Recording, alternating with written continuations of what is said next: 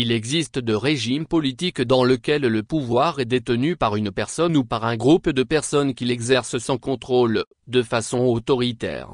Ce type de régime est caractérisé par le culte de la personnalité, le narcissisme, l'absence de contre-pouvoir, la répression de toute forme d'opposition et le non-respect des droits de l'homme. Il s'agit bien d'une dictature. S'il y a des éclaircies sur le continent africain à l'image du Sénégal, du Ghana, du Cap-Vert, du Botswana, de Seychelles, île Maurice, beaucoup d'autres pays s'opposent à la démocratie. C'est ainsi que les mêmes individus s'accrochent à des postes des décennies durant sans rendement. Le Cameroun, l'une des plus vieilles dictatures du continent tout comme le Togo s'illustre de la plus drôle manière. En dehors du fait que le dernier gouvernement de Paul Biya fera 6 ans le 4 janvier 2025, 4 ministres issus du gouvernement du 4 décembre 2004, célèbrent leurs 20 ans au même poste. Il s'agit de Jacques Ndongo, ministre de l'Enseignement supérieur, Madeleine Tchuanté, ministre de la Recherche scientifique et de l'Innovation et Pierre, ministre de l'Environnement, de la Protection de la Nature et du Développement durable et Luc Magloire Mbarga à Tangana,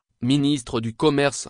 Comment peut-on s'en offusquer lorsque le président camerounais fait lui-même plus de 42 ans au pouvoir? On vit la même situation au Togo avec Faure Gnassingbé en poste depuis bientôt 20 ans avec des gens qui ont finalement pour fonction ministre. C'est le cas notamment de Gilbert Bavara, 17 ans, Victoire Dobé, 16 ans, Sina Losson, 14 ans dans le gouvernement de fils d'Eyadema qui lui avait régné pendant 38 ans sur le Togo. La longévité au gouvernement reste l'apanage des dictatures débilitantes pour le grand malheur du peuple souverain. Comble du désordre ambiant du Biya, 91 ans, 4 ministres sont morts depuis 2021 et n'ont jamais été remplacés. On parle notamment de Adoum Gargoum, ministre délégué auprès du ministre des Relations extérieures en charge des relations avec le monde islamique. Ali Mayatou, secrétaire d'État auprès du ministre de la Santé publique, en charge de la lutte contre les épidémies d'Odondok, ministre des Mines, de l'Industrie et du Développement technologique et Clémentine Ananga Messina,